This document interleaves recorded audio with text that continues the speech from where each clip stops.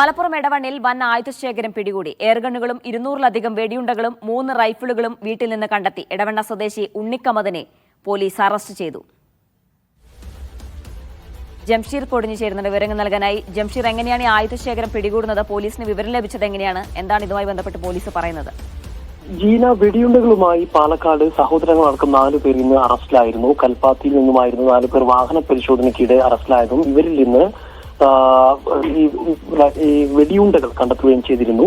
മൃഗവേട്ടയ്ക്ക് വേണ്ടി ഈ വെടിയുണ്ടകൾ വാങ്ങിയതാണെന്ന് യുവാക്കൾ പറഞ്ഞിരുന്നു. ഈ വെടിയുണ്ടകൾ എവിടെ നിന്ന് കണ്ടെത്തിയതാണെന്നുള്ള അന്വേഷണമാണ് ഇപ്പോൾ മലപ്പുറം എടവണ്ണയിൽ എത്തി നിൽക്കുന്നത്. എടവണ്ണയിൽ നിന്നാണ് എന്ന് ഈ യുവാക്കൾ വ്യക്തമാക്കിയിരുന്നത്. ഇതിന്റെ അടിസ്ഥാനത്തിൽ പോലീസ് നടത്തിയ പരിശോധനയിലാണ് ഇപ്പോൾ ഈ ആയുധശേഖരം കണ്ടെത്തിയിരിക്കുന്നത്.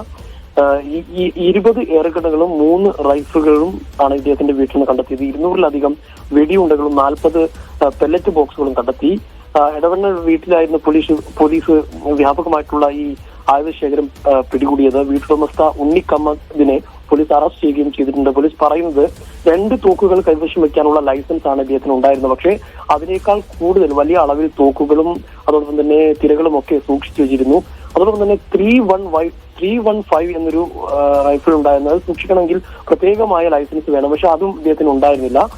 അതിന്റെ ഏതാണ്ട് 54ഓളം ഉണ്ടകളും ഉണ്ടായിരുന്നു. അതിനൊന്നും തന്നെ ലൈസൻസ് ഉണ്ടായിരുന്നില്ല. ഇതെല്ലാം വിൽപ്പന നടത്തിയിട്ടുണ്ട്. ഈ വിൽപ്പനയ്ക്ക് ഇതെല്ലാം ശേഖരിക്കുകയും വിൽപ്പന നടത്തുന്നത് തനിക്കൊരു ഹോബിയാണെന്നാണ് 67-കാരനായ ഇദ്ദേഹം പറയുന്നത്.